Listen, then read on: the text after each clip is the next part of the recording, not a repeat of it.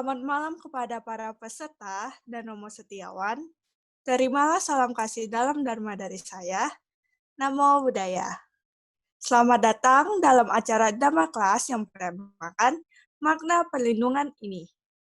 Acara ini diselenggarakan oleh Angkatan Muda Vihara Buddha Gaya Bandung. Untuk kelancaran acara ini, saya akan membacakan beberapa aturan.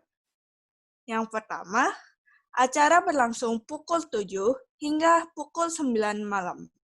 Yang kedua, jika ingin bertanya, Anda bisa memberikan pertanyaan di kolom chat yang tersedia pada Zoom maupun YouTube. Yang ketiga, setelah sesi tanya-jawab berakhir, acara akan dilanjutkan dengan pembacaan pelimpahan jasa. Yang terakhir, kepada seluruh peserta, dipersilahkan untuk mengisi form feedback sebagai bahan evaluasi panitia. Linknya akan dibagikan di akhir acara. Sebelum memulai, saya akan membacakan profil singkat dari narasumber pada hari ini.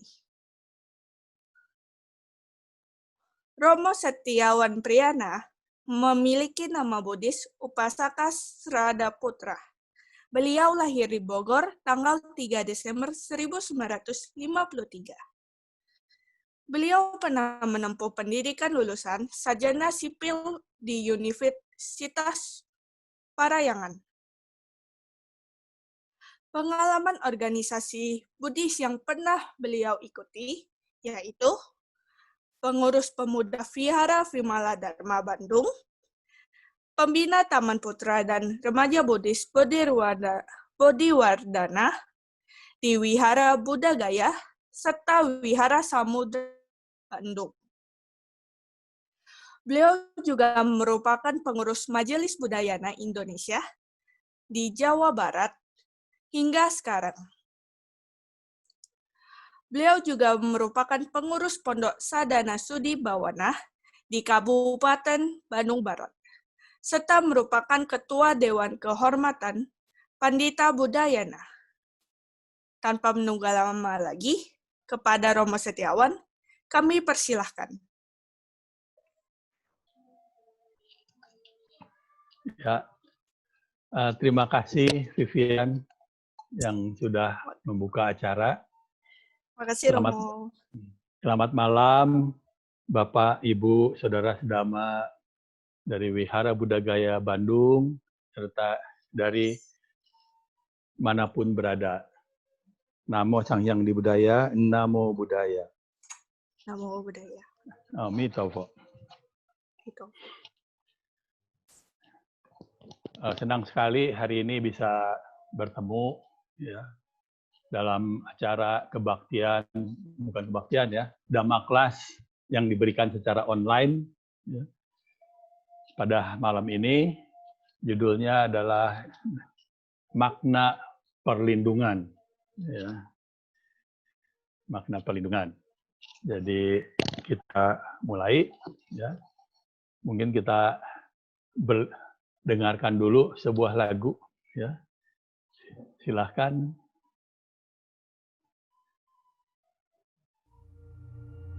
Ya.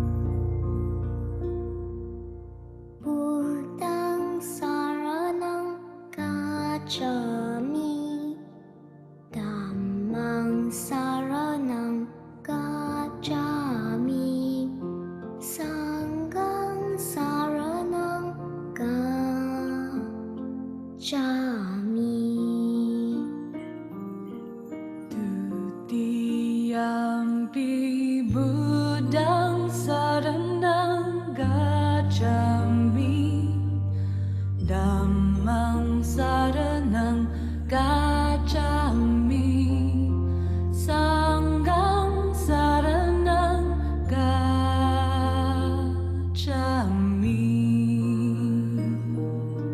Tatiampi budang saranang gacami Dhammang saranang gacami Sanghang saranang gacami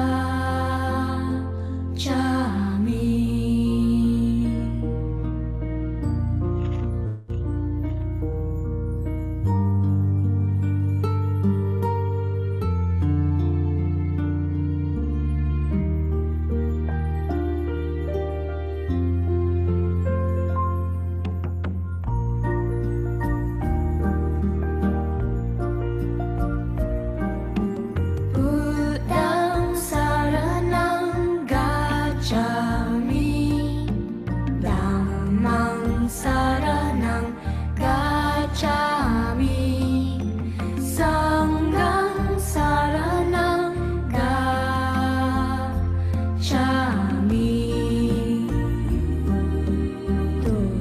Tutiampi budang saranang gacami Dhammang saranang gacami Sanghang saranang gacami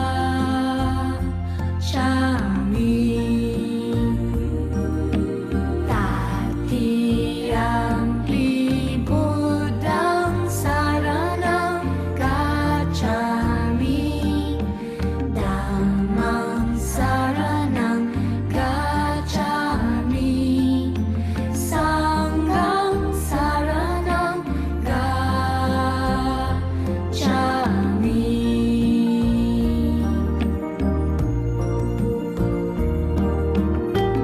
Ini coba. Duh.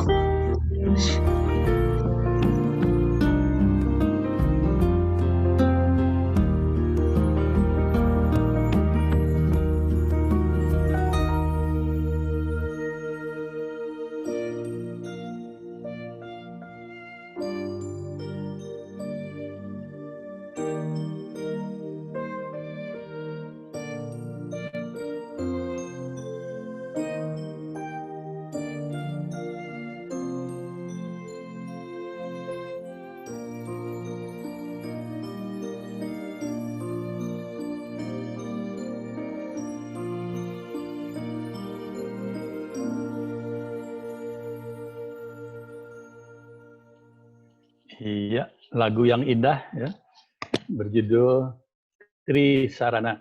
Ya. Bagus sekali lagunya ya, Trisarana. Betulnya dalam bahasa Mandarin juga ada ya, San Pauke. Ya. Ini juga lagunya indah sekali. Ya. Mungkin nanti kita bisa tampilkan lain kali San Pauke karena saya nggak punya arsipnya. Ya. Dulu 40 tahun yang lalu saya siswa-siswa Bodhiwardana belajar lagunya San Pauke itu ya. Itu indah sekali ya. Itu ada juga dalam bahasa Mandarin, dalam bahasa Indonesia. Baiklah, sekarang kita masuki Trisarana ya. Apa sih yang dimaksud dengan Tisarana ya, atau Trisarana ya. Jadi sebetulnya Tisarana atau Trisarana ini adalah satu langkah awal kita menyatakan diri untuk berkeyakinan menjadi seorang umat Buddha. Ya, ini langkah awalnya kita mengucapkan Tisarana. Ya, nah, itu bisa dalam satu upacara yang diberi nama Wisuddhi Tisarana. Ya, next. Ya, Tisarana itu artinya berlindung kepada Tiratana. ya, tisarana atau trisarana. Kalau tisarana itu bahasa Pali, trisarana bahasa Sanskerta, ya, berlindung kepada Tiratana itu bahasa Pali, Triratna itu bahasa Sanskerta, ya, itu artinya adalah 3 permata atau 3 mustika, ya. Jadi kalau kita mengikuti upacara Wisudi Tisarana ini, kita berarti menyatakan diri kita adalah secara resmi beragama Buddha. Ya. Ya, ini dengan menyatakan secara resmi beragama Buddha, berarti kita sebetulnya sudah melangkah, ya, mulai melangkah di jalan yang menuju arah pencerahan. Ya. Zaman dulu yang pertama kali menyatakan diri sebagai murid Buddha adalah 2 orang pedagang. Ya, jadi pedagang yang bernama Tapusa dan Balika. Ya. Tapusa dan Balika ini suatu saat berkelana, ya, berdagang di daerah Benares sana, ya, tiba-tiba gerobak mereka itu membawa roda, ya, membawa gerobak itu banyak, ya, namanya pedagang dari luar kota, dari tempat jauh, jadi membawa dagangannya cukup banyak.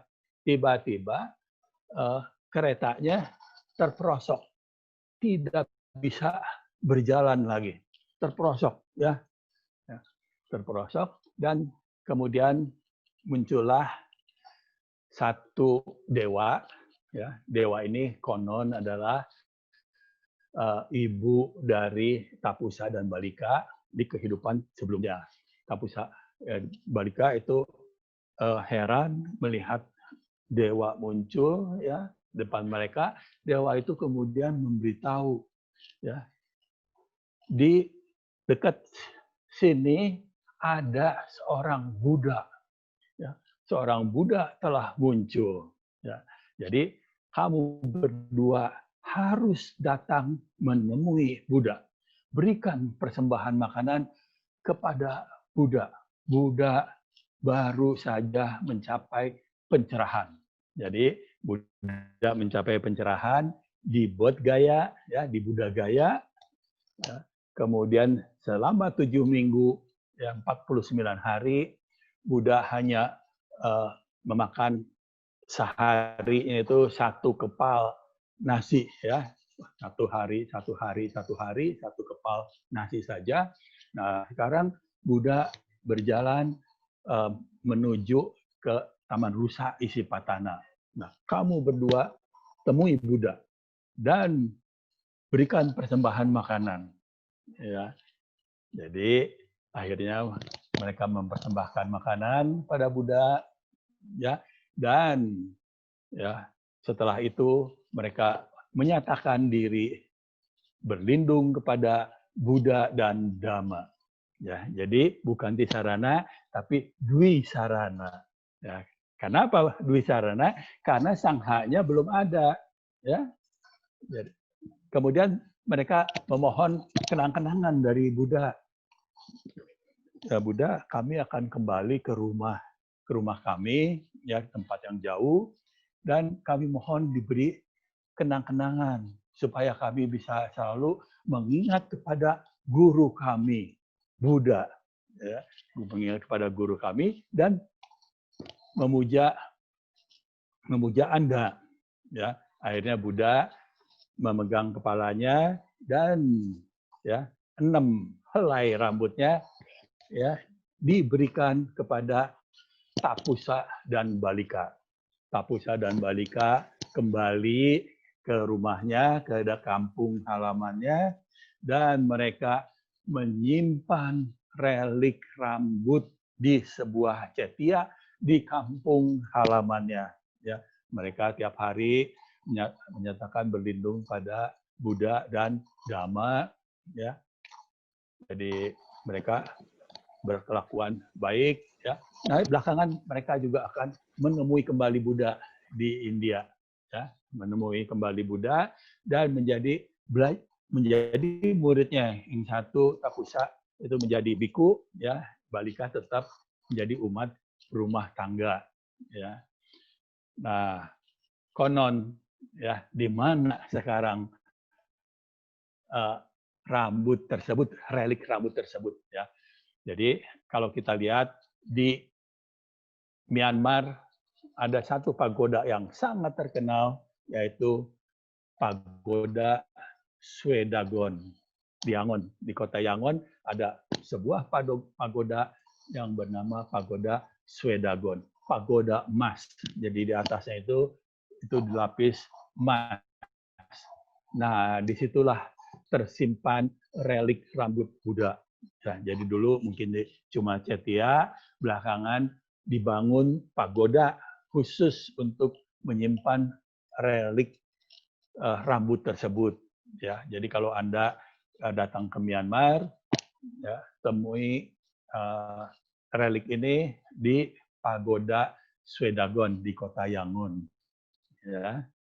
Kemudian itu tadi itu umat pertama yang menyatakan Dwisarana.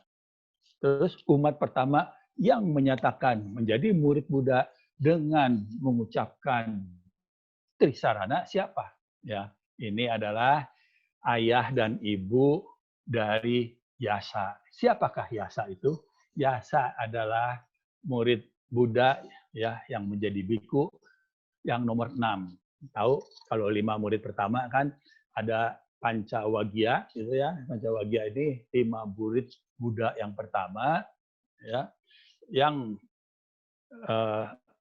menjadi murid Buddha segera setelah Buddha mengajarkan Dharma pada bulan Asada. Ya, udah lewat bulan Asada yang kita peringati di bulan Juli, ya, itu mengajarkan Dhamma pada 5 petapa, ya.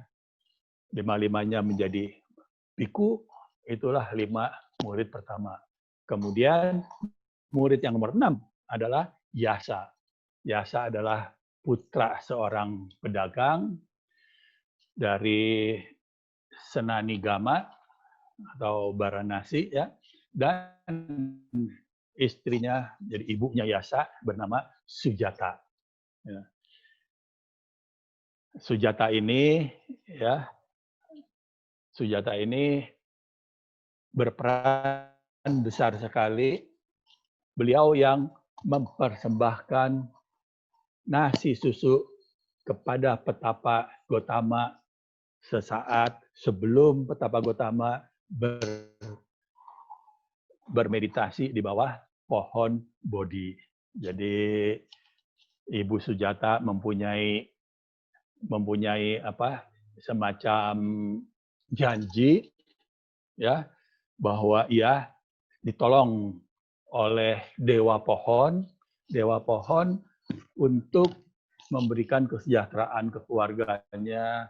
Ia juga bisa mempunyai anak, ya, punya anak itu 20 tahun yang lalu sudah terkabul semua keinginannya, sekarang sejahtera. Jadi setiap tahun, ya, Ibu Sujata memberikan persembahan kepada dewa pohon. Dianggapnya dewa pohon yang mengabulkan permintaannya. Sampai suatu saat, ya, waktu Sujata ingin mempersembahkan nasi susu, ternyata ada petapa Gotama di bawah pohon tempat Ibu Sujata mempersembahkan nasi susu tersebut, ya.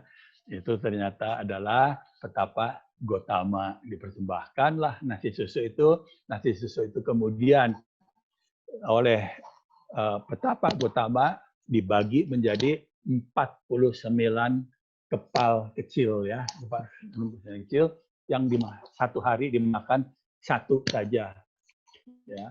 Nah, jadi setelah mencapai pencerahan, ya, tiap hari, ya, Buddha hanya memakan satu saja sambil melakukan kegiatan antara lain menghormati pohon Bodhi, ya, berjalan di Budagaya itu ya, dan 7 minggu itu ya, dan kegiatan itu sampai akhirnya setelah 7 minggu keluar menuju ke Taman Rusa Isi Patana. Ya. Ibu Sujata dan suaminya ini ya memberikan hormat kepada Buddha. Ya, sebetulnya mau cari Yasa, anaknya kok nggak ada. Ya. Anaknya nggak ada, cari kemana, akhirnya ketemu dengan Buddha. Ya, ketemu dengan Buddha. Ketemu langsung sama ini online. Ya, ketemu dengan Buddha dan ternyata Yasa sudah menjadi murid Buddha, sudah menjadi seorang biku. Ya. Nah, Buddha memberikan dharma, memberikan ceramah khotbah dhamma kepada ayah dan ibunya Yasa sampai mereka mencapai tingkat kesucian.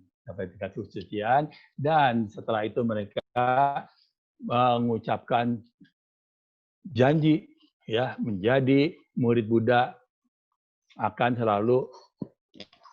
selalu menjalani dharma, menjalankan dharma dalam kehidupan sehari-hari, dan mereka mengucapkan trisarana. Jadi pertama kali trisarana diucapkan oleh ayah dan ibunya Biku Yasa, biku nomor 6.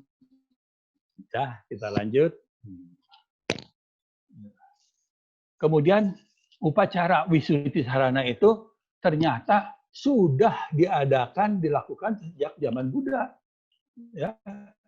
Jadi kalau tadi ayah ibunya Yasa, ya Ibu Sujata, ya itu secara spontan mengucapkan Tisarana. Nah, berlindung pada Buddha, saya berlindung pada Dhamma, saya berlindung pada Sangha. Nah, setelah ini Buddha mempunyai 60 murid pertama, dan 60 murid pertama ini diperintahkan oleh Buddha untuk menyebarkan Dhamma ke seluruh India. Ya, Buddha katakan, berangkatlah, ya, pergilah, ya, ajarkanlah Dhamma kepada manusia. Banyak manusia yang hanya tertutup sedikit debu matanya. Mereka bisa mencapai pencerahan. Ajarkanlah Dhamma kepada mereka demi kebahagiaan dan kesejahteraan semua makhluk.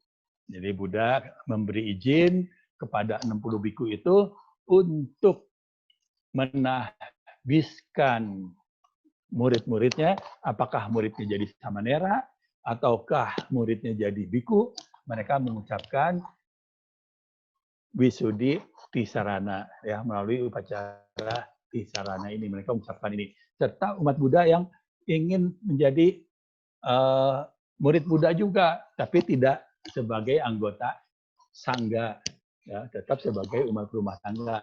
Mereka juga diminta untuk mengikuti upacara Wisuddhi Tisarana dan mengulangi Tisarana, ya, seperti tadi yang kita dengar lagunya, ya, Budang Saranang Gacami, Damang Saranang Gacami, Sangkang Saranang Gacami. Nah, nanti ada yang kedua dan ketiga kalinya, ya. Jadi kalau zaman dulu, ya, kalau umat rumah tangga itu menyatakan diri sebagai umat Buddha, ya, dengan mengucapkan Tisarana udah otomatis, ya, dan otomatis juga jadi upasaka, upasika. Jadi kalau zaman dulu nggak ada upacara upasaka atau Wisuddhi upasaka, Wisuddhi upasika, nggak ada, ya. Jadi begitu mengucapkan Tisarana udah otomatis menjadi murid Buddha, sudah otomatis pula akan menjalankan Pancasila dan ajaran-ajaran Buddha yang lainnya. Ya, kalau zaman sekarang berbeda, ya. Zaman sekarang ada beberapa upacara, ya. Pertama Wisuddhi Tisarana, ya. Wisuda Tisarana, ada upacaranya, mungkin kita mengucapkan janji di depan biku, ya, depan biku atau depan bikuni, ya, itu kita mengulangi Tisarana. Ya, itu berarti kita menjadi murid Buddha secara resmi beragama Buddha. Kalau Bapak, Ibu, Saudara Sedama belum ambil Wisudi Tisarana ini, silahkan ambil ya Wisudi Tisarana. Ya, jadi kita lakukan Wisudi Tisarana ini ya untuk menyatakan diri resmi beragama Buddha menjadi murid Buddha. Ya. Kemudian yang kedua itu adalah Wisudi Upasaka, Upasika. Ya, kalau Upasaka itu selain Tisarana, kita menyatakan diri bertekad menjalankan Pancasila. Ya, jadi ada 5 sila, berjanji, berlatih diri untuk menghindari pembunuhan, pencurian, perbuatan asusila, berbohong, dan makan minum yang memabukkan atau menyebabkan hilangnya kesadaran. Ya, itu namanya Wisudi Upasaka Upasika.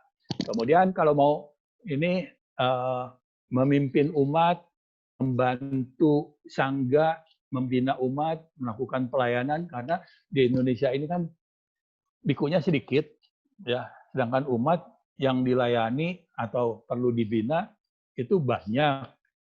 Ya, banyak sekali, ya, bikunya kurang. Oleh karena itu perlu dibantu oleh yang namanya pandita. Ya, pandita ini membantu sangga untuk membina dan melayani umat. Ya, misalnya untuk pemberkatan pernikahan, untuk upacara yang meninggal, upacara rumah baru, ya, untuk memberikan khotbah dhamma, untuk konsultasi keluarga dan lain sebagainya. Nah, ini diperlukan pandita, ya.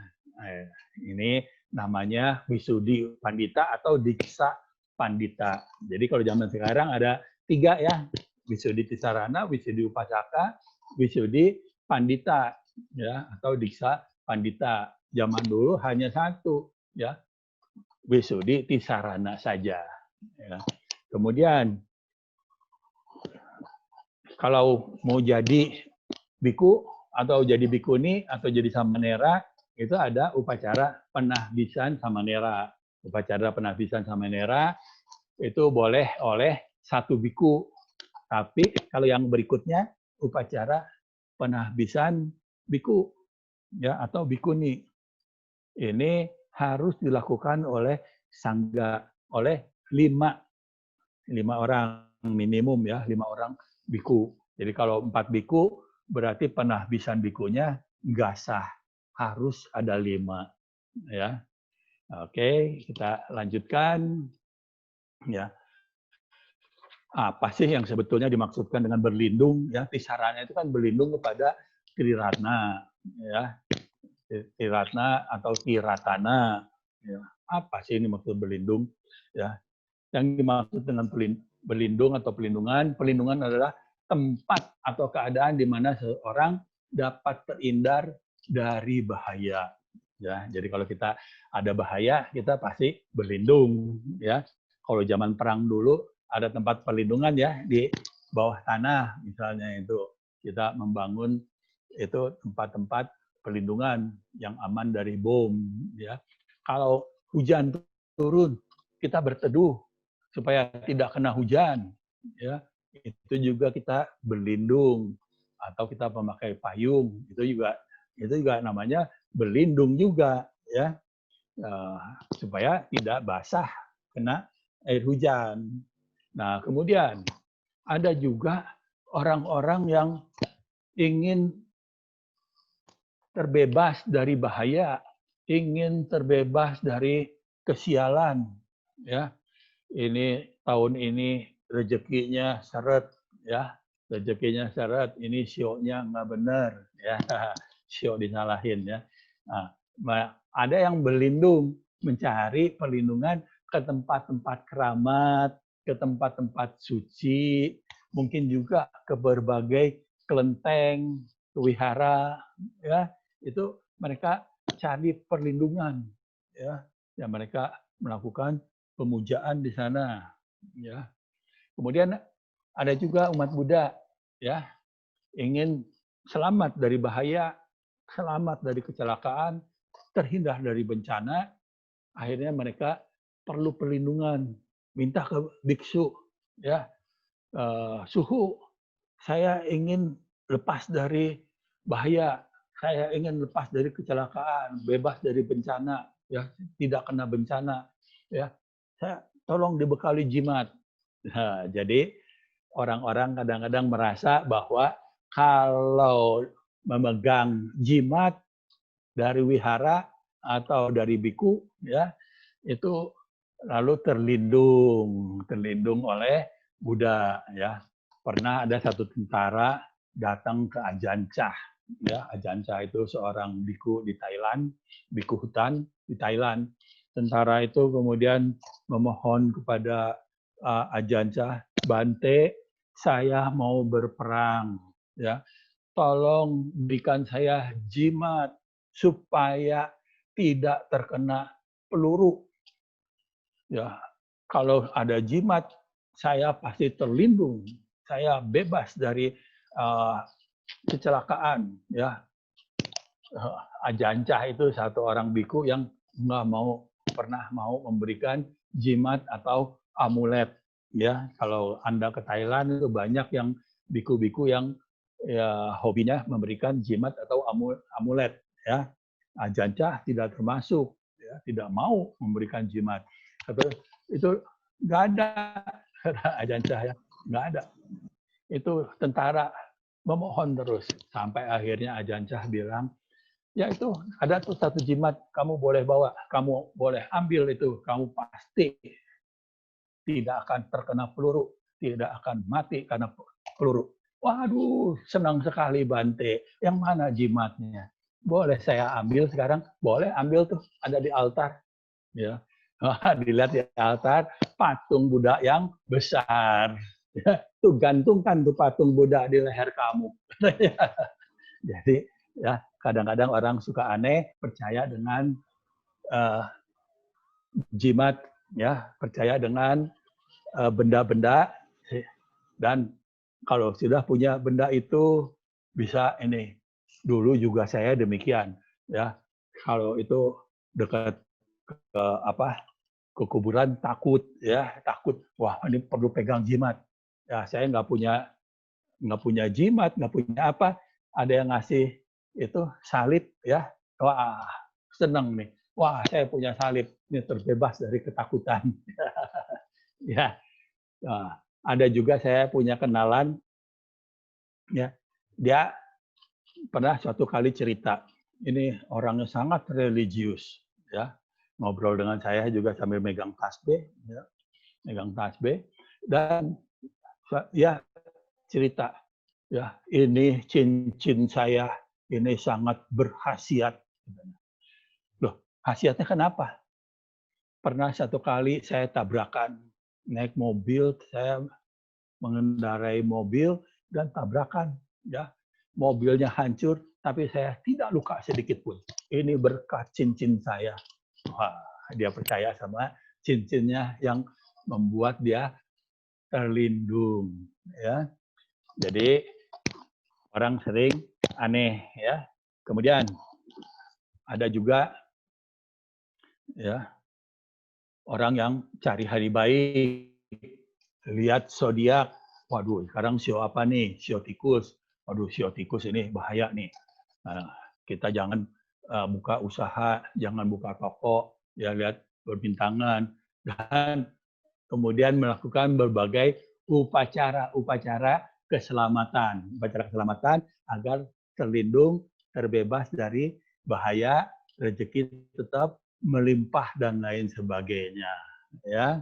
Jadi itu banyak orang yang melakukan memohon perlindungan dengan cara-cara demikian, ya.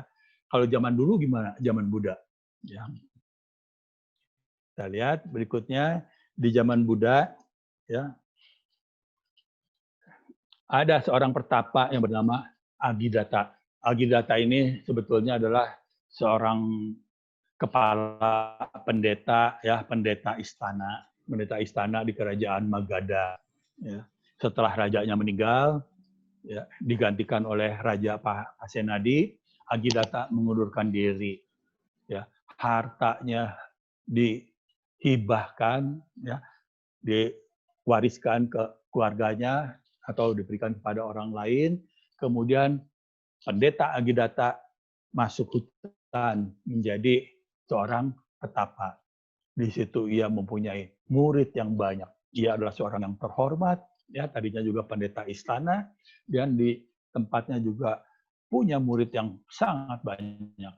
Dan ia mengajarkan hal yang aneh, ya, supaya kamu bebas dari penderitaan, bebas dari penyakit, ya, harus menyembah kepada hutan, menyembah kepada gunung, pohon, tempat-tempat keramat. Ya, itu semua muridnya pada ngikut, termasuk Agidata juga, ya, petapa Agidata. Ya. Padahal Buddha mengatakan bahwa benda-benda yang disembah itu tidak bisa memberikan perlindungan. Ya, tidak mungkin bisa memberikan perlindungan. Ya. Dengan berlindung ke benda-benda tersebut, orang tidak akan terbebas dari penderitaan. Buddha tahu bahwa Agidata mempunyai pandangan yang salah. Dan Buddha tahu juga bahwa Agidata udah saatnya mencapai pencerahan, ya, sudah saatnya mencapai kesucian. Lalu Buddha memanggil muridnya, murid utamanya, yaitu Biku Moggallana, ya. Moggallana, cobalah temui Agidata, ya, temui Agidata, dan besok saya akan datang ke Agidata untuk mengajarkan Dharma.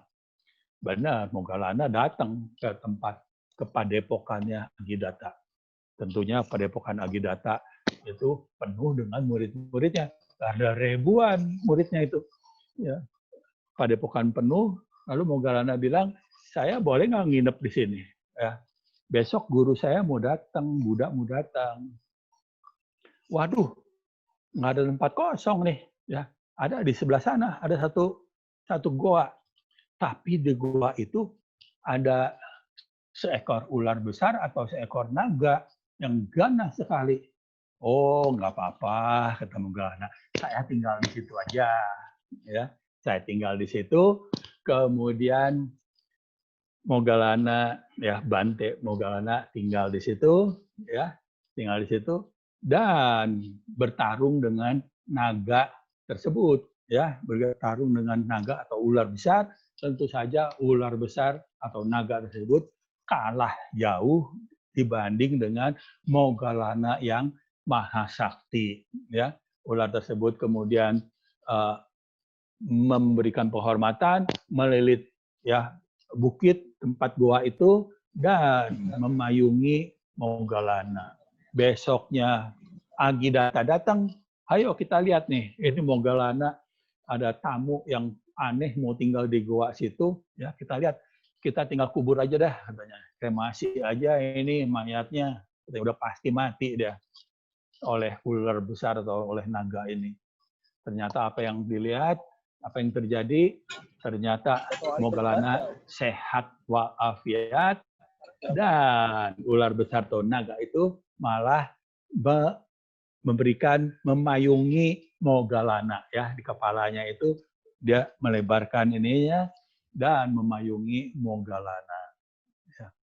Moggallana, orang-orang kagum sekali dengan kesaktian Moggallana. Pada saat itu datanglah Buddha. Moggallana kemudian mengenalkan kepada Agidata dan murid-muridnya, ini adalah guru saya, ya, Buddha Sang Bagawa. Agidata dan murid-muridnya sudah kagum kepada Moggallana dan sekarang dia menjadi sangat kagum kepada guru dari Moggallana. Buddha memberikan khotbahnya, ya. Ini ada di berikutnya khotbahnya, ya. Karena rasa takut, banyak orang pergi mencari perlindungan ke gunung-gunung, ke hutan-hutan, ke pohon-pohon, dan ke tempat-tempat pemujaan yang dianggap keramat. Tetapi itu bukanlah perlindungan yang aman, bukan perlindungan utama. Dengan mencari perlindungan seperti itu, orang tidak akan terbebas dari penderitaan. Ia yang berlindung kepada Buddha, Dhamma, dan Sangha akan dapat melihat 4 kebenaran mulia, yaitu duka, sebab dari duka, akhir dari duka, serta jalan mulia beruas 8 yang menuju pada lenyapnya duka. Ya, sesungguhnya itulah perlindungan yang utama. Dengan pergi mencari perlindungan itu, orang akan terbebas dari penderitaan. Jadi Buddha memberi nasihat kepada Adidatta agar jangan mencari perlindungan ke gunung, ke pohon, ke hutan, ke pohon, ke tempat pemujaan, ya, yang dianggap keramat. Kalau mau selamat, mau aman, berlindunglah hanya kepada Buddha, Dhamma, dan Sangha. Ya, dengan demikian, ya, maka akan bisa melihat Dhamma, ya, dan akan mengetahui, ya, 4 kebenaran mulia yang akhirnya menuju pada lenyapnya duka atau mencapai nirwana. Itu Adidatta dan murid-muridnya mencapai tingkat kesucian setelah mendengar itu, dan mereka lalu memohon menjadi biku-biku, menjadi murid Buddha. Ya. Oke, itu yang masa lalu, ya. Ia yang telah berlindung pada Buddha, Dhamma, dan Sangha dengan bijaksana akan dapat melihat 4 kebenaran mulia. Ya. Ya, ini kita lihat 3 permata itu ada, ya, 3 permata atau 3 mustika. Ya. Itu adalah disebutnya Tiratana atau Triratna, terdiri dari Buddha, Dhamma, dan Sangha. Ya. Kalau kita mengucapkan Tisarana, ya, itu berarti mengucapkan 3 perlindungan, yaitu Buddhang Saranang Gacchami, Dhammang Saranang Gacchami, dan Sanghang Saranang Gacchami. Jadi aku berlindung kepada Buddha, aku berlindung kepada Dhamma, ya, aku berlindung kepada Sangha. Ya. Ini 3 perlindungan. Ya. Ini Wisuddhi Tisarana, ya, 3 perlindungan. Ya. Ya, selanjutnya kualitas Buddha. Ya. Kualitas Buddha adalah, ya, ini kalau di bahasa Pali, ya, itu ada paritanya ini, ya. Buddha Nusati. Buddha Nusati itu perenungan terhadap Buddha. Perenungan terhadap Buddha itu di situ kita membacakan atau merenungkan kualitas Buddha. Ada Arahang sama Sambuddho. Jadi itu adalah Buddha adalah seorang arahat yang maha suci yang telah mencapai pencerahan sempurna. Wijacarana Sampanno, sempurna dalam pengetahuan dan perilaku. Sugato, sempurna menempuh jalan. Lokawidu, yang maha tahu mengetahui segenap alam. Anuttaro Purisa Dhammasarati, pembimbing terbaik bagi semua makhluk. Sata Dewa Manusanang, guru para dewa dan manusia. Buddho Bhagavati, Buddha yang telah sadar orang suci, junjungan yang dimuliakan. Jadi ini kita merenungkan kualitas Buddha dengan membacakan Parita Buddha Nusati. Saya nggak tahu kalau di Mahayana, Mandarinnya ada nggak ya Buddha Nusati ini. Harusnya ada juga ya. Di Sarana juga ada. Ya. Harusnya ini juga ada yang merenungkan sifat-sifat Buddha atau kualitas yang luhur dari Buddha. Ya. Sekarang kita lihat, berlindung pada Buddha. Berlindung pada Buddha, ya, itu berarti menjunjung Buddha yang diyakini bahwa Buddha adalah seorang guru yang telah mencapai pencerahan sempurna dengan kekuatan sendiri dan mengajarkan Dharma kepada kita semua, menunjukkan jalan untuk mencapai nirwana. Jadi berlindung kepada Buddha itu berarti kita yakin bahwa Buddha adalah guru agung yang telah mencapai pencerahan sempurna dengan kekuatan sendiri. Dan mengajarkan Dhamma kepada kita semua. Ya. Buddha, berlindung pada Buddha juga berarti ya Buddha, kita yakin Buddha menunjukkan bahwa samsara dapat dilampaui. Samsara itu adalah kelahiran yang terus berulang. Ya. Kita meninggal itu kita dilahirkan kembali, ya, dilahirkan kembali bisa di berbagai alam, ya, meninggal lagi, dilahirkan kembali lagi, terus menerus, ya. Jadi Buddha mengajarkan bahwa kelahiran terus menerus atau samsara itu dapat dilampaui, ya, dan semua manusia dapat mengalami seperti apa yang telah dicapainya. Setiap orang bisa mencapai kebudaan, bisa menjadi Buddha. Setiap orang mempunyai benih kebudaan.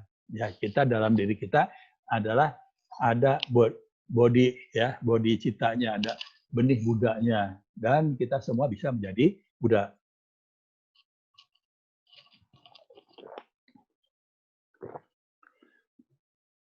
Berlindung pada Buddha ya berarti juga menjadikan Buddha sebagai sumber inspirasi, sebagai guru yang patut dicontoh, patut diteladani ya dalam menjalani kehidupan ini ya. Jadi kalau kita berlindung adalah dengan mencontoh ya mencontoh dan merenungkan ya sifat-sifat sempurna guru ya, sifat sempurna Buddha. Yaitu murah hati, moralitas, tidak melekat pada keduniawian, kebijaksanaannya yang sangat sempurna, semangatnya, kesabarannya, ya, kebenaran, kejujuran, tekad yang kuatnya, cinta kasih tanpa batas, dan upeksanya atau keseimbangan batinnya yang sempurna juga. Ya, Buddha itu sebetulnya ada bermacam-macam, ya. Sama Sang Buddha, ini Buddha Gotama itu sama Sang Buddha, mencapai pencerahan atas usaha sendiri, mengajar Dhamma. Kemudian Paceka Buddha, ya, itu mencapai pencerahan atas usaha sendiri, tetapi tidak mengajarkan Dhamma. Jadi di luar sama Sang Buddha ada juga Paceka Buddha, ya. Paceka Buddha itu memang jadi Buddha, tapi tidak mengajarkan Dhamma, ya. Atau disebut juga Buddha diam. Ya. Kemudian Sawaka Buddha, belajar dari sama Sang Buddha untuk mencapai pencerahan. Kita kadang-kadang sebutnya sebagai arahat atau arahan, ya, Sawaka Buddha. Ya. Ini murid-murid Buddha, ya, kalau Sawaka Buddha itu, ya, bisa menjadi Buddha juga, ya, disebut juga arahat, ya. Buddha sebagai pelindung adalah semua Buddha, ya. Jadi bukan hanya Buddha Gotama yang kita menyatakan berlindung kepada Buddha itu, tapi semua Buddha, ya, sebagai manifestasi kebudaan yang mengatasi keduniawian. Ya. Jadi Buddha itu ada banyak, ya, bukan hanya Buddha Gotama. Dan kita berlindung pada Buddha, itu semua Buddha. Ya. Oke, next. Yang kanan ntar di Kualitas Dhamma. Ya. Dhamma ini juga ada di paritanya, yaitu Dhamma Nusati. Kita merenungkan kualitas Dhamma yang luhur atau sifat-sifat Dhamma yang luhur. Yang pertama adalah Swakato Bhagavato Dhammo, Dhamma telah sempurna diajarkan oleh Bhagawa. Sanditiko, jelas bisa dialami, bukan teori. Jadi bukan hanya teori, tapi bisa dialami, bisa dipraktekkan. Akaliko, ya, tak mengenal waktu.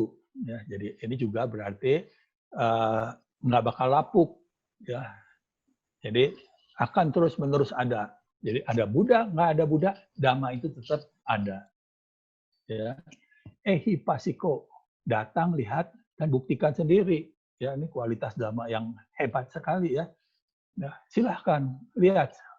Bukan hanya percaya aja, lihat, buktikan bahwa ini memang benar. Jadi ada satu ajaran demikian, ini sungguh hebat ya. Ehipasiko, datang, lihat, dan buktikan sendiri. Ya. Opanaiko, pahami dan alami sendiri.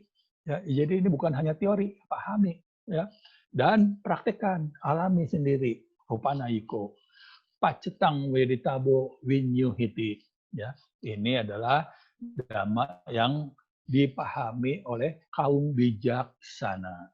Ya, jadi kita berlindung pada Dhamma. Berlindung pada Dhamma adalah ya, menjunjung Dhamma ya, yang tidak lain dari kebenaran mutlak. Jadi Dhamma itu sebetulnya adalah satu kebenaran yang hakiki. Ya, kebenaran yang bukan berlaku di satu tempat, di tempat lain nggak berlaku. Ini tidak mengenal tempat, tidak mengenal waktu, kebenaran mutlak. Ya, jadi kita berlindung pada kebenaran mutlak. Ya, Dhamma menunjukkan bagaimana pencerahan dapat dicapai. Dhamma juga menjadi penuntun hidup. Ya, jadi kita mempelajari Dhamma dan ya mempraktikannya dengan sungguh-sungguh. Ini adalah berlindung pada Dhamma, itu kita harus mempelajarinya dan mempraktekannya. Ini jadikan Dhamma sebagai pedoman hidup. Ya. Jadi kalau kita berlindung pada Dhamma, kita harus praktekkan dalam kehidupan sehari-hari. Ya, kita bijaksana melaksanakannya ya, dalam rangka mengikis kekotoran batin. Kita mengikis keserakahan, kesombongan, iri hati, kebencian, ya, kebodohan, ya, kegelapan batin.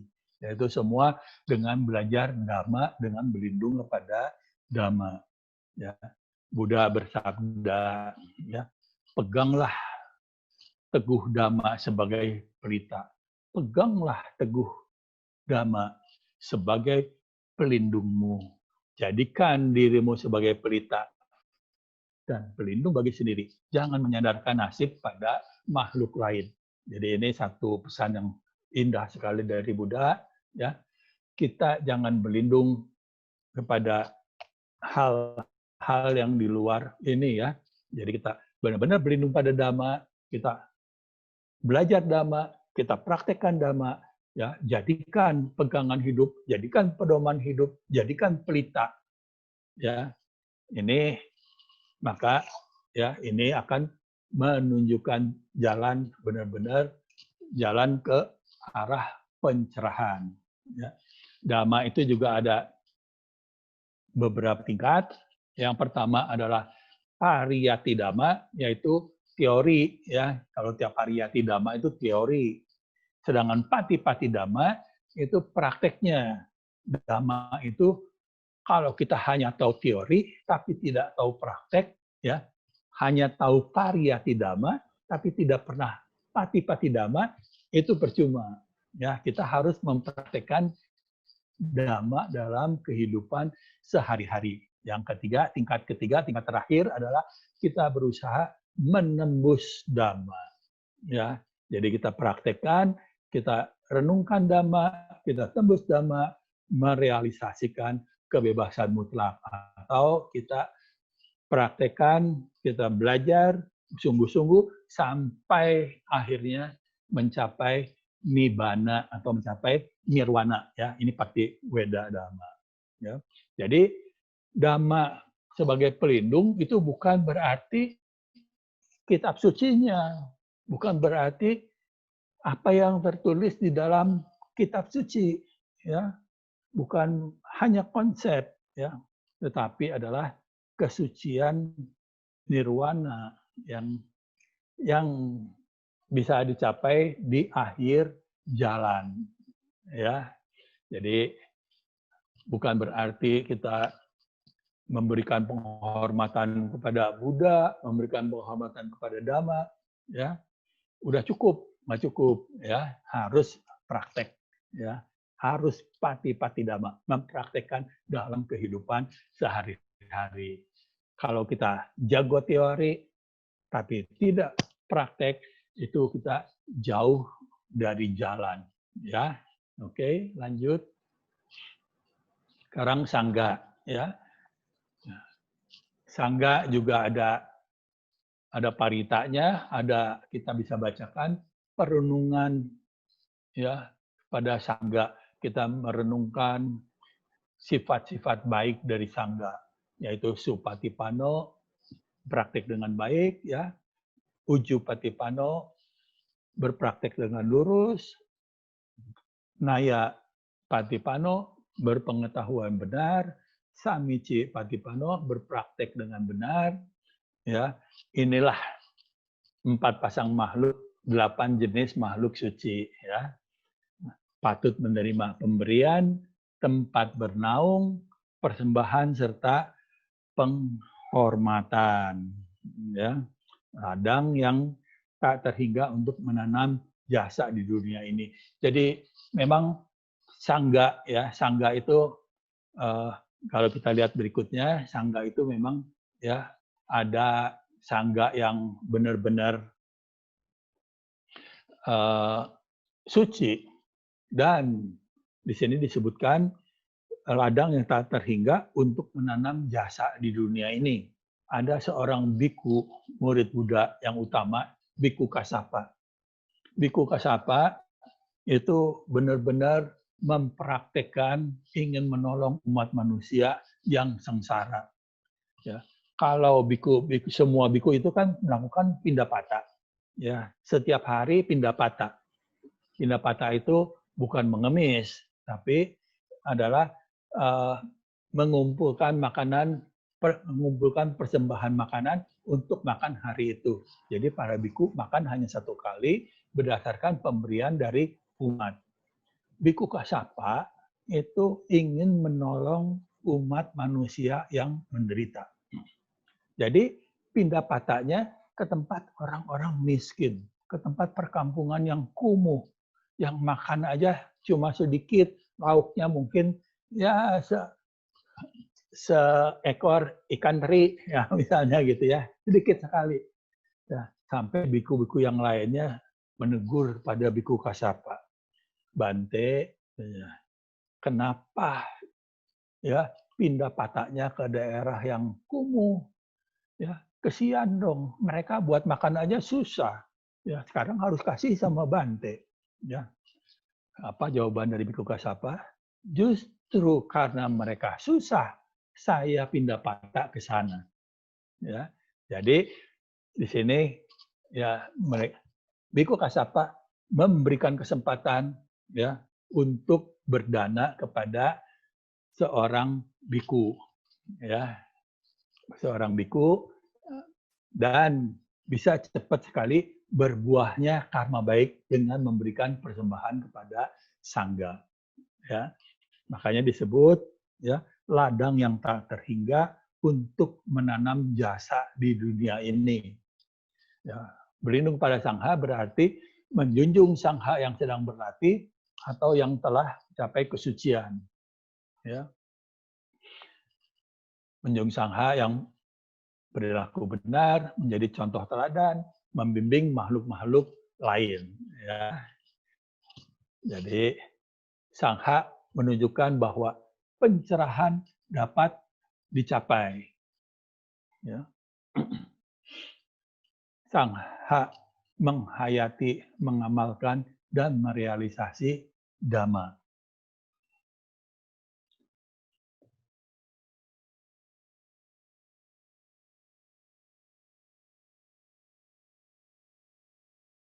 Ya, jadi kita berlindung pada sangha, itu adalah berarti mencontoh usaha sangha dengan melaksanakan ajaran secara konsisten, dengan pengertian dan kebijaksanaan hingga bebas dari keserakahan, kebencian, dan kekotoran batin lainnya. Ya, sangha juga ada macam-macam ya. Pertama, samuti sangha, yaitu persamuan biku yang biasa, yang belum bebas dari kekotoran batin.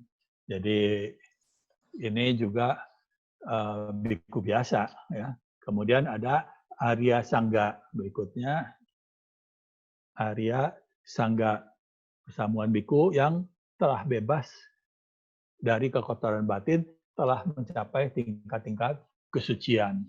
Ya. Kalau kita lihat tingkat kesucian ada apa aja sih? Ada 4 tingkat kesucian, ya. Atau yang tadi disebut di dalam itu adalah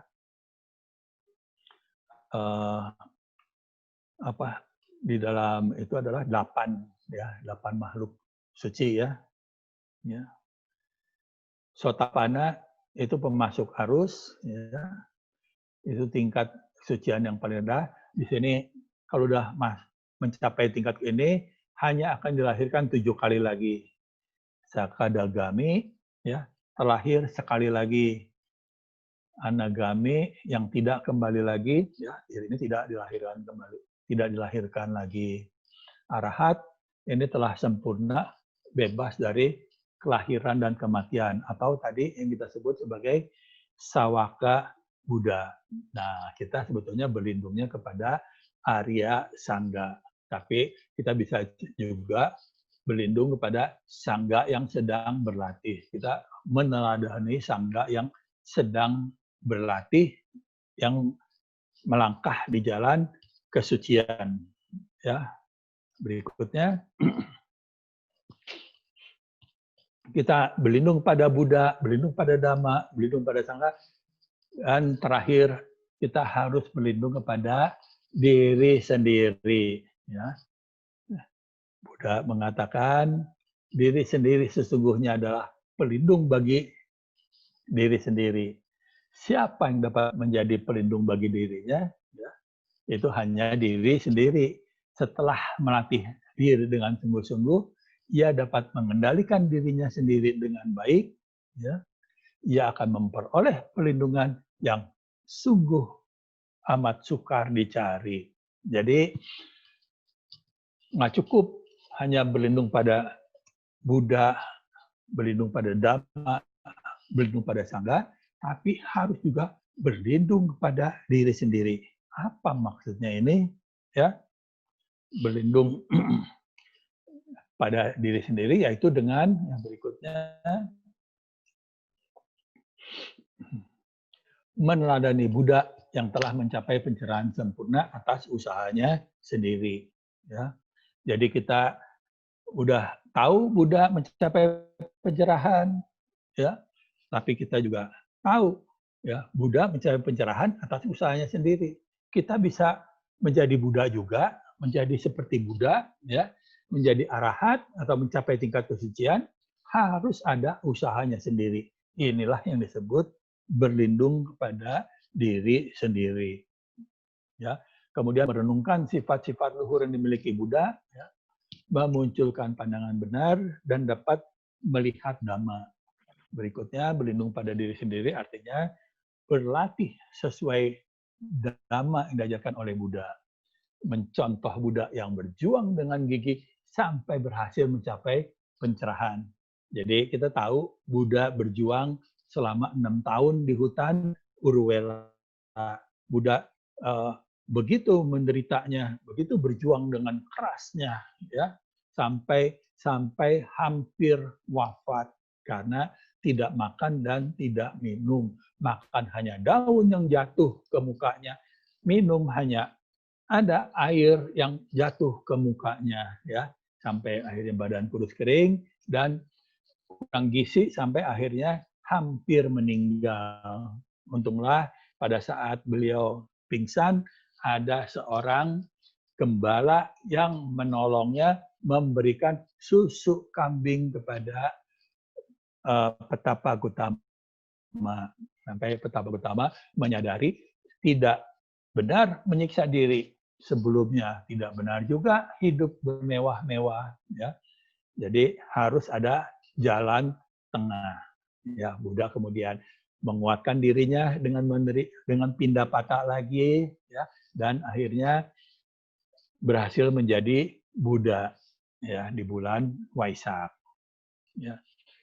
Kemudian juga berlindung pada diri sendiri, meneladani sangga yang mengamalkan dan melestarikan dhamma, berlatih sesuai dhamma yang diajarkan oleh Buddha dan diteruskan oleh sangga. Ya, itu berarti berlindung pada diri sendiri, ya. Nah, terakhir, keyakinan yang disertai penyataan berlindung mempunyai 3 aspek. Aspek kemauan, yaitu menyadari perlunya adanya kesadaran dan tindakan aktif, bukan pasif mengharapkan berkah dari atas. Jadi bukan berarti kita berlindung pada Buddha Dhamma Sangha udah cukup, kita membaca Tisarana udah cukup, ya, kita memberikan penghormatan pada Buddha, Dhamma dan Sangha udah cukup, belum, ya.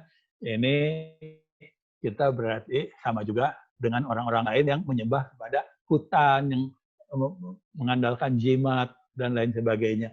Nggak cukup, harus ada aspek kemauan, tindakan aktif. Tidak boleh pasif mengharapkan berkah, ya, aktif, ya.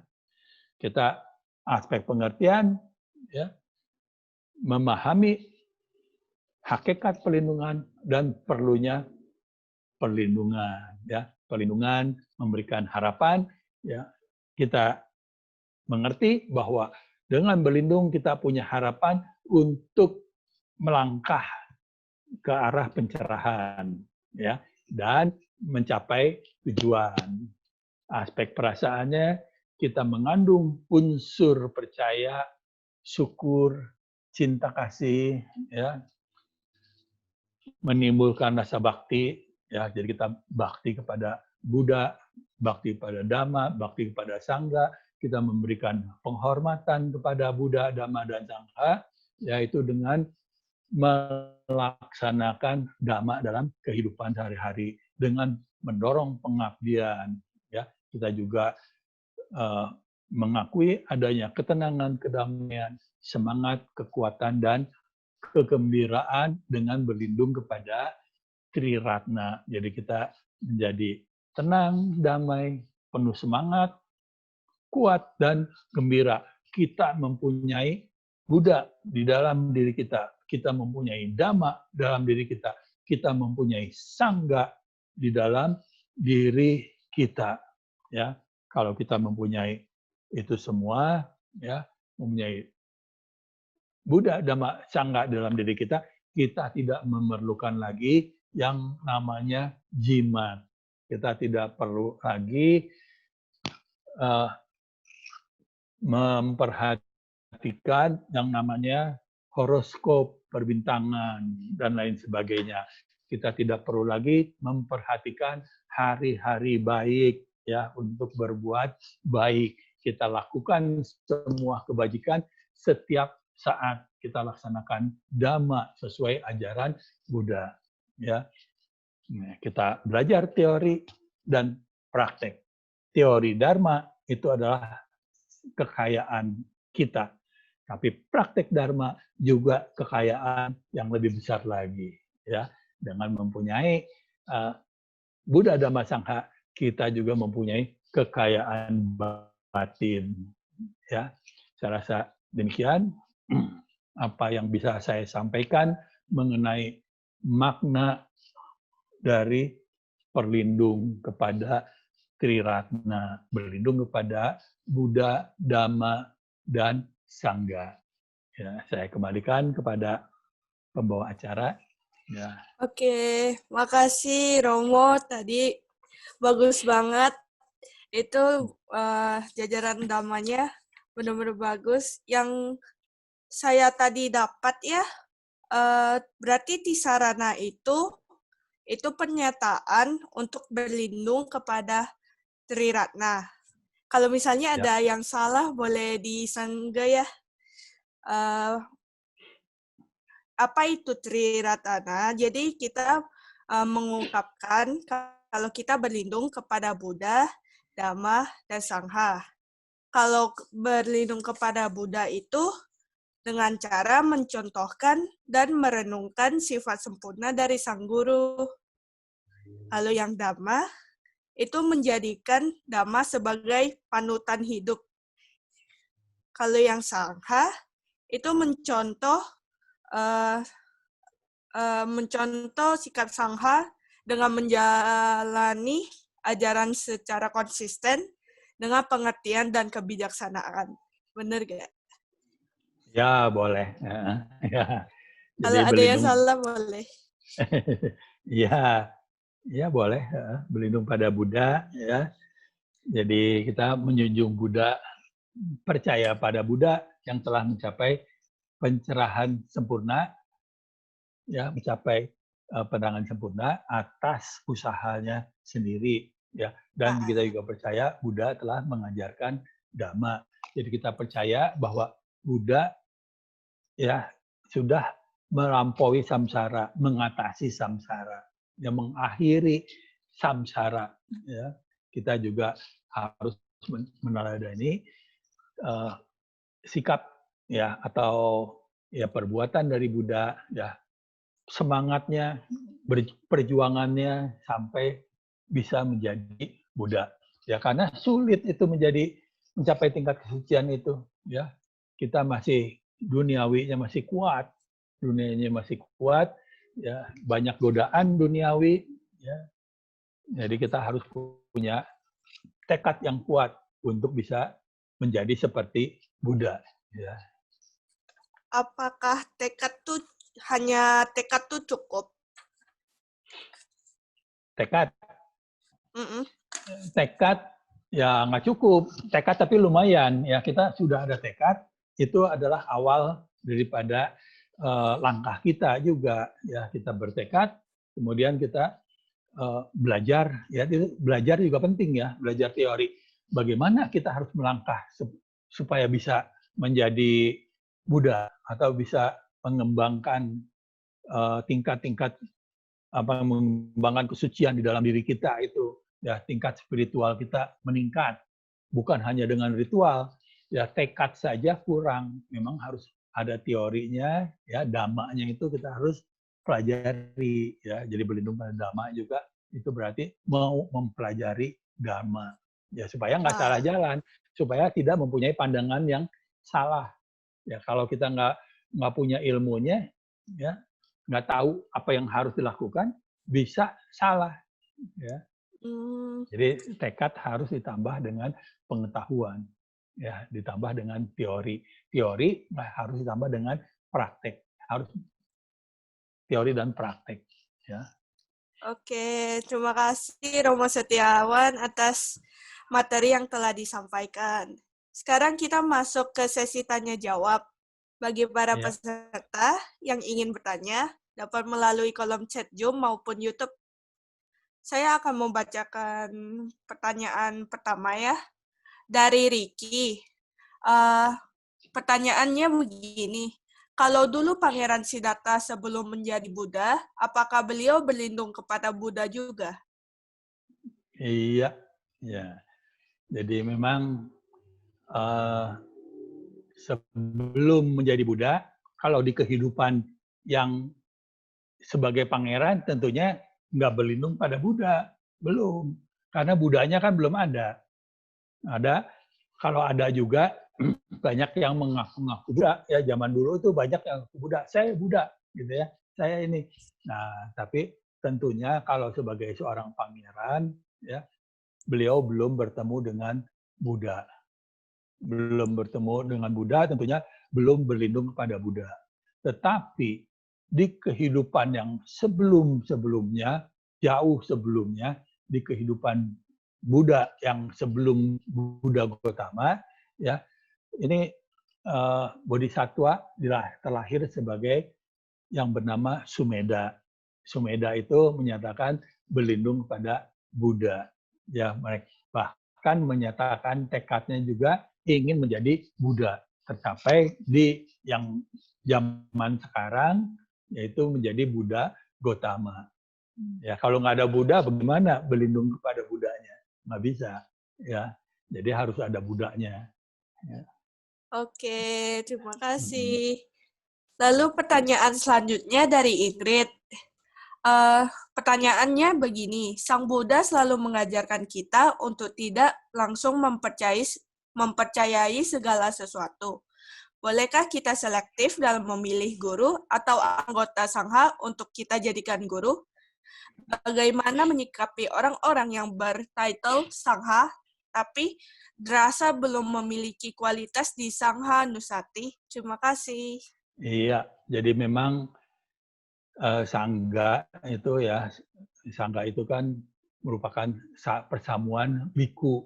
Kalau zaman sekarang bikunya kan kita nggak tahu ya, biku yang telah mencapai kesucian seperti yang zaman Buddha dulu itu kan sekarang agak sulit ya, agak sulit ditemuinya ya. Tapi konon ada beberapa biku di zaman sekarang juga bisa mencapai tingkat kesucian atau menjadi arahat ya, cuman kita nggak tahu biku yang bagaimana ya. Kalau boleh nggak selektif kita memilih guru atau anggota sangha ya yang untuk dijadikan guru, ya boleh aja, silahkan aja ya, ya. Silahkan, tapi mungkin begini ya, untuk memilih guru itu nggak sembarangan. Ya, guru memilih murid juga nggak sembarangan. Ya, jadi kalau kita sekarang berguru pada satu orang anggota sangga, silahkan aja. Ya, kita anggap saja bahwa sekarang kita berguru dengan dia, dengan beliau, dengan guru yang kita angkat ini, ya, itu sepertinya kita masih kelas SD lah, mungkin kelas 2 atau sampai kelas 6 gitu. Ya, kita belajar dari guru ini. Sama seperti Buddha. Waktu petapa Siddhartha juga kan, ya, mau berguru, ya berguru dulu kan kepada Udaka Ramaputta, kemudian kepada siapa lagi ya, ada ya berguru dulu kan, pilih dulu. Tapi kemudian setelah berguru, kok ilmunya cuma segini yang didapat. Pindah lagi ke guru lain. Cuma segini juga. Akhirnya belajar sendiri sampai akhirnya menjadi Buddha. Dan waktu ditanya setelah jadi Buddha, siapa guru Anda? Oh, nggak ada. Saya nggak punya guru, katanya. Ya, nggak punya guru. Jadi boleh aja kita memilih satu orang guru, ya, kita belajar sungguh-sungguh dari guru tersebut, ya, sampai satu tingkat, ya, satu tingkat mungkin kita udah menyamai atau lebih dari guru tersebut, ya kita cari lagi guru yang lain, ya, guru yang lain atau kita tambah guru yang lain, kita belajar sampai kita benar-benar mendapatkan ilmu yang bisa membawa kita ke arah kesucian, ya, berdasarkan guru. Jadi suatu saat kita juga pasti ketemu dengan guru yang tepat. Guru yang tepat juga suatu saat akan bertemu murid yang tepat juga, ya. Kemudian pertanyaan kedua, bagaimana menyikapi orang yang belum memiliki kualitas di Sangha Nusati, ya. Di sini kita harus mengetahui bahwa ya sulit sekali memang untuk mencapai kualitas ya seperti Sangha Nusati, 4 pasang makhluk atau ya tadi mencapai tingkat sucian Sotapanna, sakadagami, anagami, dan arahat itu memang sangat-sangat sulit. Ya.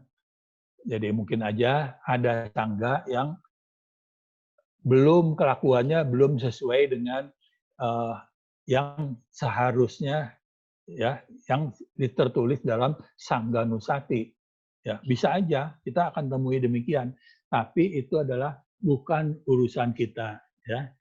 Jadi jangan sampai kita mengotori batin kita dengan menghakimi biku ini kok begini, bikuni ini kok begitu, biksu ini gini, suhu ini begini, ya. Tapi kita belajar kalau lihat ini, ya kita doain semoga beliau bisa maju di dalam spiritualnya, ya, bisa memenuhi ininya sangganya yang benar-benar, ya. Karena banyak sangga yang memang kurang benar, bahkan ada sangga yang kalau di Myanmar itu malah mengobarkan kebencian, ya, itu kita jangan mengikuti, tapi biarkanlah mereka berjalan sendiri dan kita balik lihat diri kita sendiri. Semoga kita tidak akan seperti mereka. Ya, gitu demikian. Pertanyaan selanjutnya dari Effendi. Romo mau nanya, gimana umat berkeluarga untuk menjadi Buddha?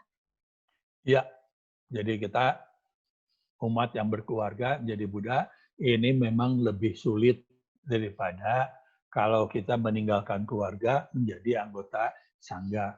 Karena kalau kita berkeluarga banyak urusannya kan. Kita harus cari uang, kita harus mengurus anak istri dan lain sebagainya. Tapi di zaman Buddha juga ada yang tanya sama Buddha.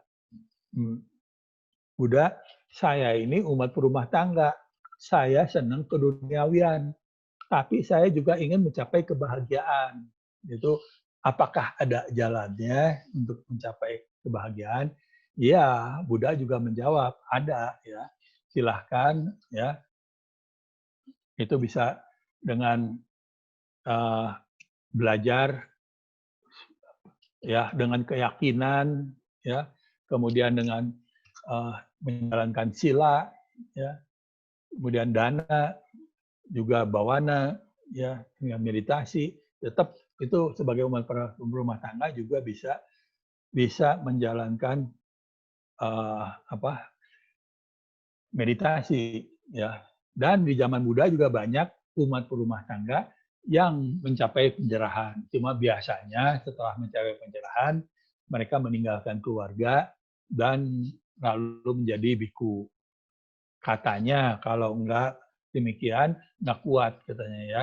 Harus meninggalkan keluarga dan jadi biku benar-benar. Kalau enggak ya urusannya jadi sulit, ya. Jadi mencapai tingkat kesucian tapi masih mengurus keluarga, keluarganya juga bisa kacau, urusannya bisa kacau, ya. Berbeda, ya, jalurnya berbeda. Ini jalur spiritualnya sangat kuat, tapi harus jalur keduniawian yang kuat juga. Ini akan bentrok, jadi nggak bisa, ya, harus ini. Tapi sementara belum, ya, kita belum mencapai yang tinggi, kita masih bisa sebagai umat berkeluarga untuk berlatih, ya, sampai tingkat-tingkat tertentu itu masih boleh berkeluarga sambil tetap berlatih, ya. Jadi tetap sebagai umat berkeluarga kita harus mempelajari Dhamma, mempraktekkan Dhamma, ya. Kita juga ritual kita jalankan sesering mungkin, ya, dan ditambah dengan meditasi, ya. Buddha kan mengajarkan 8 jalan mulia beruas 8. Jadi sila, samadhi, dan panya. Silanya bagaimana? Yang benar, perbuatan benar. Terus penghidupannya, mata pencahariannya harus benar juga, ya. Kemudian pengertiannya tentang Dhamma gimana? ya. Pikirannya juga harus benar, ya. Harus berpikir benar, ya. Terus samadinya, usahanya harus benar, konsentrasinya harus dijalankan dengan benar, dan juga eh, ya, kesadaran, ya, kesadarannya juga harus benar, ya, sati, ya, sama sati.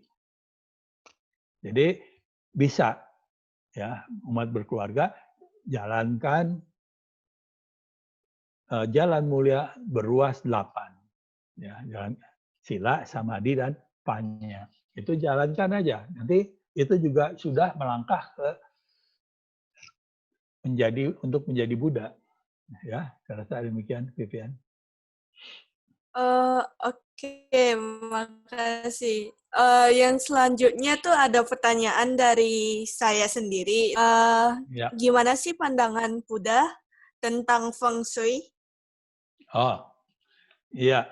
Di agama Buddha nggak ada ya Feng Shui, ya. Jadi zaman Buddha belum dikenal yang namanya Feng Shui, ya, ilmu perbintangan itu, ya, ilmu itu Feng Shui itu kan itu adalah air dan angin, melihat, ya, itu adalah satu ilmu dari Tiongkok yang melihat pengaruh air dan angin terhadap manusia, ya, terhadap manusia. Jadi di situ dipercaya bahwa kalau pengaruh angin dan airnya itu bagus, ya, maka rezekinya juga akan bagus, ya, kesehatannya bagus. Tapi kalau pengaruh angin dan airnya jelek, ya, kesehatannya jelek, rezekinya juga jelek, ya, demikian, ya. Ya. Jadi kalau di India waktu itu juga belum ada, ya, Feng Shui itu belum ada. Cuma, ya, Buddha pernah mengatakan untuk berbuat baik, ya, itu tidak ada hari tidak baik. Semua hari adalah baik. Jadi di sini mungkin bisa diartikan begini, ya. Kita kan ada pengaruh karma masa lalu, ya, perbuatan masa lalu bisa berpengaruh ke sekarang, ya, ke karma buruk yang mendatangkan buah karma buruk. Karma baik masa lalu membuat karma perbuatan kita membuat hal-hal yang baik di masa sekarang, ya, itu dari yang lalu, ya. Kalau kita di masa lalu selalu berbuat baik, ya, maka otomatis Feng Shui-nya juga akan menjadi ngikuti yang baik, ya. Buddha itu tidak lihat Feng Shui-nya bagaimana, ya, untuk ini. Tapi banyak orang ahli Feng Shui yang telah berkunjung ke India, menziarah, mengunjungi tempat-tempat suci, ya, Buddha pernah hidup, ya, wihara-wiharanya dan lain sebagainya. Mereka mengakui bahwa wihara ini Feng Shui-nya sangat bagus, wihara ini sangat bagus, dan jadi otomatis Feng Shui-nya itu sesuai dengan karma kita, ya. Kalau karma kita baik, getaran kita baik, ya, Feng Shui ngikutin, ya, mengikuti. Jadi nggak usah khawatir, ya, kita akan mendapatkan Feng Shui yang jelek, ya. Kalau kita biasa melakukan perbuatan baik, melakukan kebajikan, ya, maka Feng Shui yang baik akan mengikuti kita. Kita akan mendapatkan Feng Shui yang baik, sama seperti Buddha, ya. Buddha di zaman dulu juga selalu mendapatkan Feng Shui yang bagus, ya. Demikian, ya. Berarti di agama Buddha itu mengakui adanya Feng Shui, ya? Feng Shui itu kan satu ilmu, bisa dipelajari, ya. Kita agama Buddha itu mengakui adanya Feng Shui, cuma tidak terikat, ya, tidak terikat dengan Feng Shui, ya.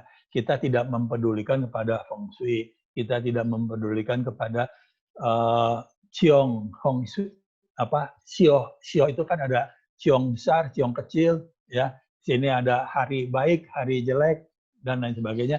Kita tidak mempedulikan itu semua. Banyak orang yang percaya sekarang ini tahun tikus, saya sio jelek sekali, jadi tidak mau melayat ke orang meninggal karena nanti bisa sial katanya ya, karena sionya berbenturan, ciong ya. Jadi agama Buddha mengabaikan itu semua ya. Dan nggak usah khawatir, Oke. diabaikan tapi tetap bisa mendapatkan yang baik juga. Oke, siap. Jadi yang ada pertanyaan selanjutnya dari Vita. Romo, apakah Trisarana salah satunya cara untuk meningkatkan keyakinan kita terhadap Trisarana? Terhadap Triratana ya. Jadi Trisarana itu adalah satu langkah awal ya untuk sebetulnya keyakinan dulu sebetulnya ya. Kita punya keyakinan dulu pada Buddha ya. Kita punya keyakinan kita beragama Buddha, ingin beragama Buddha. Jadi pertama punya keyakinan dulu. Kemudian kita melakukan Wisuddhi Tisarana. Wisuddhi Tisarana itu sudah meningkatkan keyakinan kita kepada Triratana. Tiratana ya, kalau Tiratana itu nggak pakai R. Tiratana itu bahasa Pali itu tidak pakai R. Kalau Tri itu pasangannya Ratna, jadi Triratna ya. Jadi dengan Trisarana kita akan meningkatkan keyakinan kepada Triratna. Ya, jadi itu sudah langkah awal untuk meningkatkan keyakinan kita. Ya, nah terus berikutnya apa? Bukan hanya Trisarana yang meningkatkan keyakinan kita. Kita setelah mempelajari Dhamma, kita akan tahu, oh ternyata hukum-hukum alam adalah ini, hukum karma adalah begini, saling sebab musabab yang saling bergantungan adalah begini. Kita mengetahui hukum-hukum atau mengetahui ajaran Dharma, ajaran teori Dharma yang lainnya. Ya, setelah mengetahui demikian, keyakinan kita kepada Buddha, Dhamma, dan Sangha akan semakin meningkat. Ya, jadi bukan hanya satu-satunya, ya, bukan satu-satunya cara. Di awal itu meningkatkan keyakinan kita benar, ya, meningkatkan itu adalah benar. Jadi keyakinan kita bertambah dengan Tisarana. Makanya Wisuddhi itu kan berarti kesucian. Ya, arti dari Wisuddhi itulah kesucian. Jadi kita masuk ya ke arah yang suci. Kesucian kita meningkat walaupun mungkin sedikit sekali, tapi dengan Tisarana ini itu juga menambah keyakinan kita. Tapi dengan belajar Dhamma, dengan praktik Dharma, ya itu keyakinan kita akan semakin bertambah. Kita mengetahui kenapa ada orang begini, kenapa ada orang begitu, kenapa nasib saya ya selalu begini, ya kenapa belum baik juga sih, kenapa belum berbuah juga sih karma baik saya. Kita tahu semua. Jadi keyakinan kita ya bahwa Buddha adalah guru yang agung yang mengajarkan Dhamma yang sangat bagus, ya keyakinan kita akan bertambah. Salah satu menambah keyakinan juga adalah dengan mengunjungi tempat-tempat suci Buddha, ya ziarah ke India. Kita lihat, aduh betapa kagumnya kita, ya tempat Buddha di sini, tempat Buddha yang jauh sekali. Waktu itu Buddha nggak pernah naik kendaraan, nggak pernah naik kereta, nggak pernah naik kuda. Walaupun waktu jadi pangeran dia punya kuda, ya Kantaka, dia punya kereta. Tapi setelah jadi petapa, setelah jadi Buddha, selalu jalan kaki. Dan kita lihat ya, kita naik bis aja itu, aduh bisa berjam-jam. Buddha berhari-hari, berminggu-minggu untuk berpindah dari satu tempat ke satu tempat yang lain. Itu juga kita meningkatkan kekaguman kita kepada Buddha, meningkatkan keyakinan kita kepada Buddha. Ya, jadi banyak. Nanti kita udah belajar Dhamma, praktik Dhamma, banyak hal yang bisa meningkatkan keyakinan kita kepada Buddha, Dhamma, dan Sangha. Ya.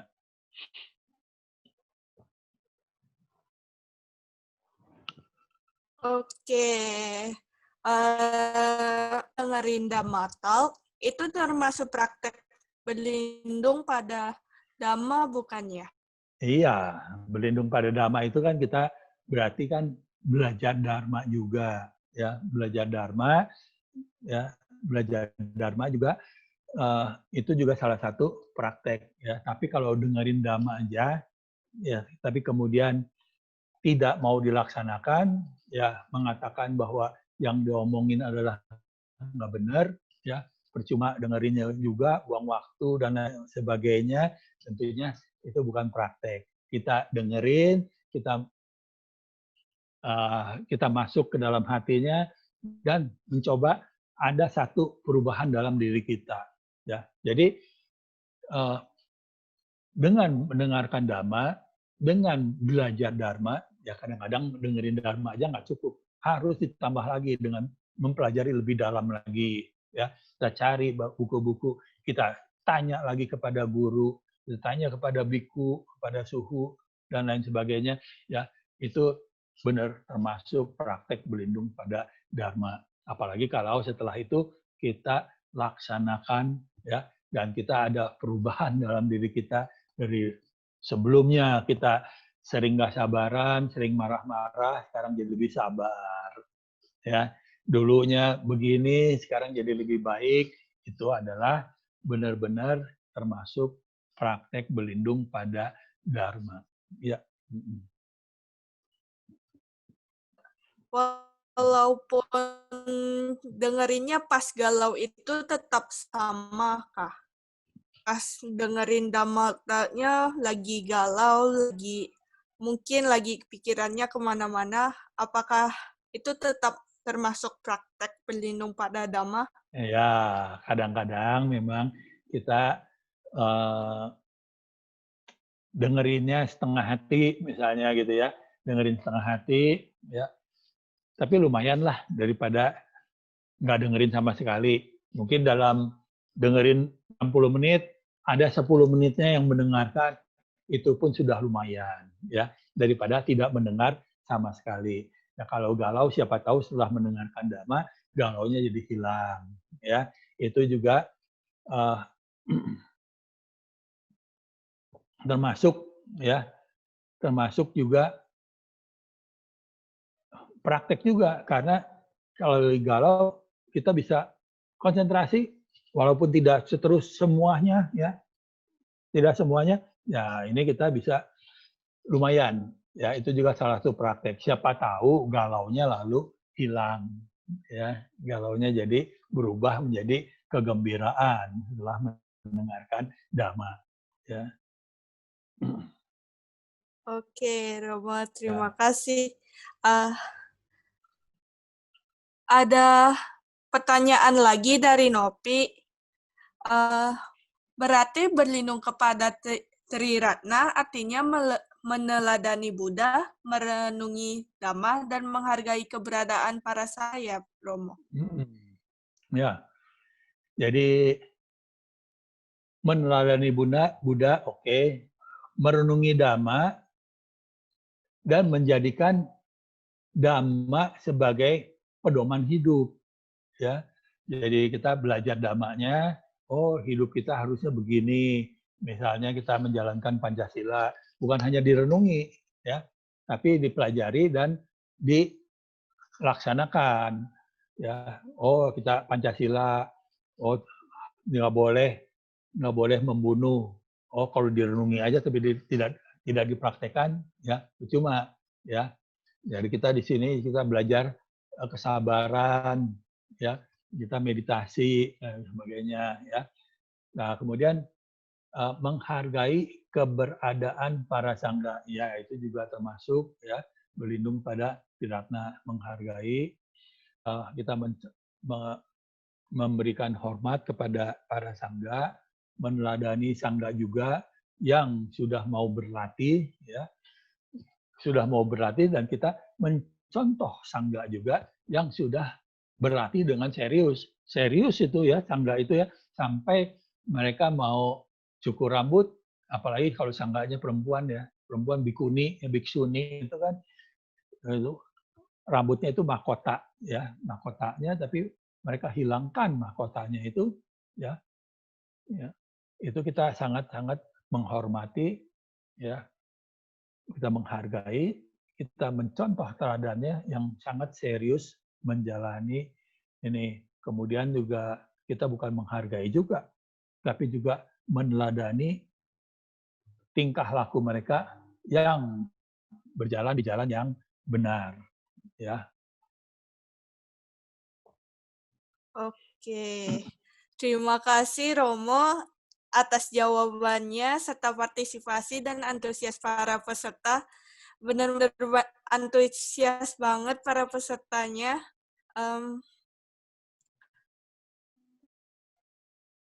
Dhamma kelas hari ini akan ditutup dengan closing statement serta pelimpahan jasa.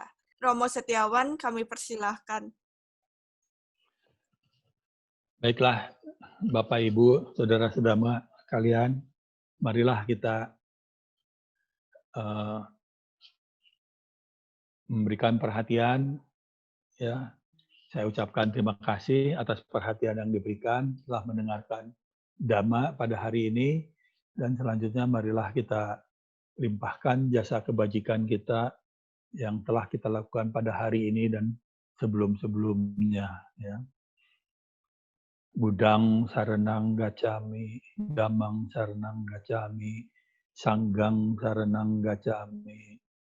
Semoga jasa-jasa kebajikan yang telah kami lakukan pada hari ini dan pada hari-hari sebelumnya dapat membuat semua dewa dan makhluk suci turut bergembira dan dapat ikut merasakan jasa-jasa kebajikan ini. Semoga semua dewa dan makhluk-makhluk suci dimanapun akan selalu melindungi kita semua. Semoga orang tua kami, guru-guru kami, sahabat-sahabat kami, serta semua makhluk akan dikaruniai umur panjang, kesehatan, kekuatan, keselamatan, kesejahteraan, dan kebahagiaan. Semoga semua penyakit, mara bahaya, dan bencana menjadi lenyap dan musnah berkat kekuatan Buddha, Dhamma, dan Sangha. Semoga semua berkah ada pada kita semua. Semoga semua dewa dan makhluk suci akan melindungi kita semua.